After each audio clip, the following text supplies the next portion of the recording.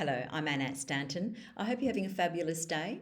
I thought I'd come and share with you a little bit about vision and envisioning, uh, inside out as such. Because a lot of the time, we might have a vision or goals and a place that we want to be in the future. We want to achieve that for the future. Okay, so one of the things that I learned as a champion sportswoman, and I was a World Masters champion in touch football many years ago. And I still use the philosophies today of the power of vision. And one of the greatest lessons that I learned was having an inner vision and an outer vision. And what does that mean?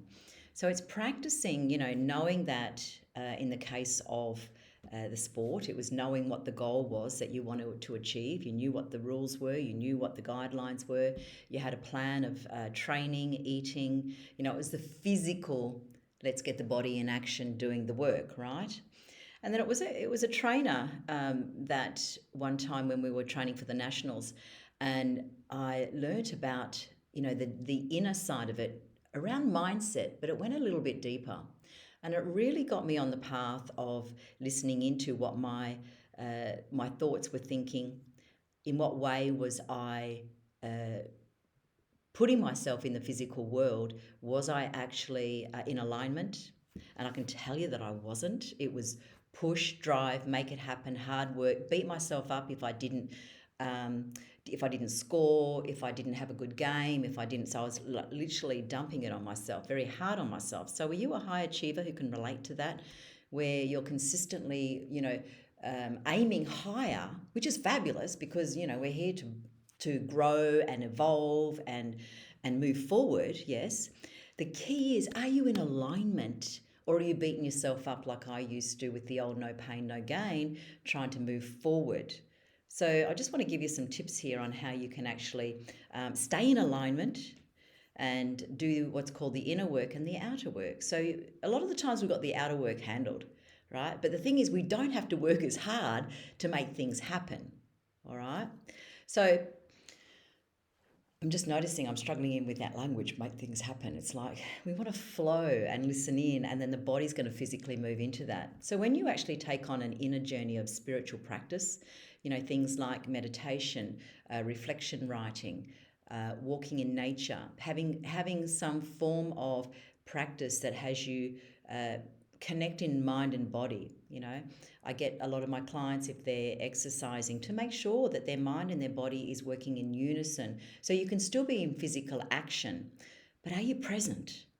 Are you feeling your body whilst you're in physical action? Are you breathing, deep breathing? Okay, so those sorts of techniques and tips can support you to stay in alignment so that you're doing the inner work. Now, the inner work is even more powerful than the outer work. Let me tell you why.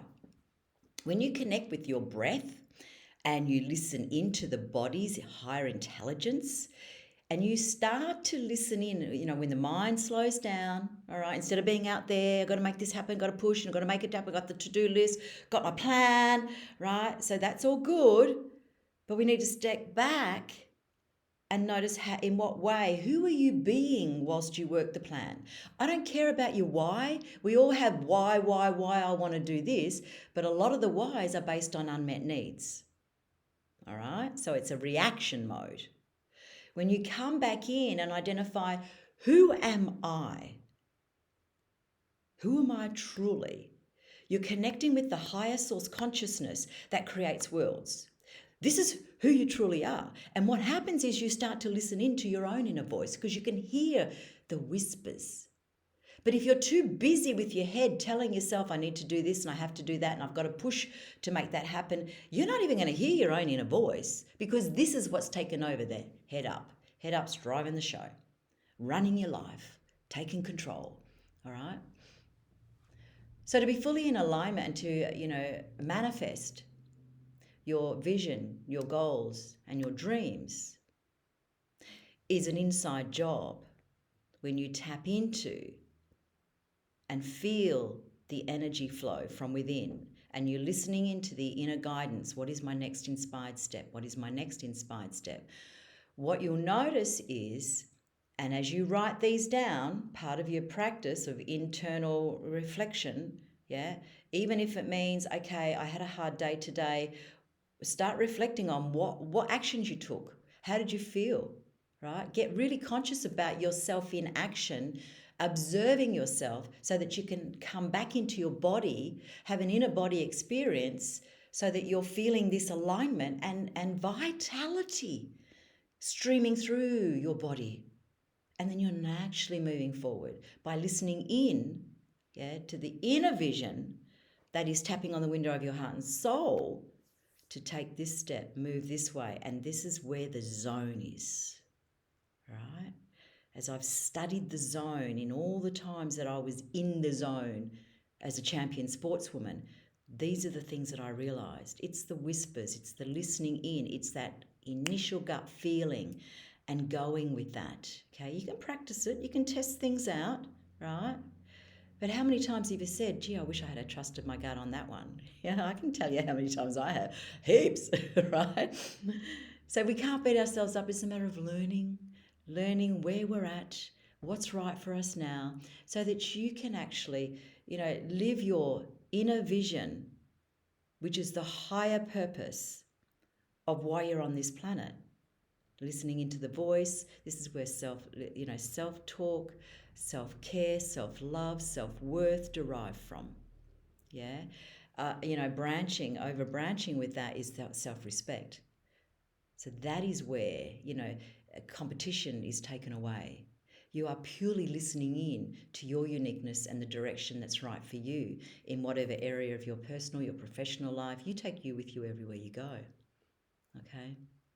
So I can talk about this forever, but I'll stop right there and make sure that you stay in alignment with the inner vision that is calling you, which will manifest the outer vision. That is the prime objective.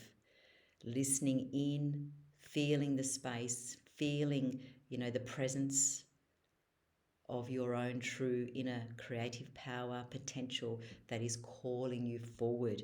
And that's the actions that you take. And then once you write it down, you'll start to notice a theme. A plan will come together because you'll start to notice that you'll be in action, and then you'll start to see consistently the areas that bring you joy, you're in the free flow zone, yeah.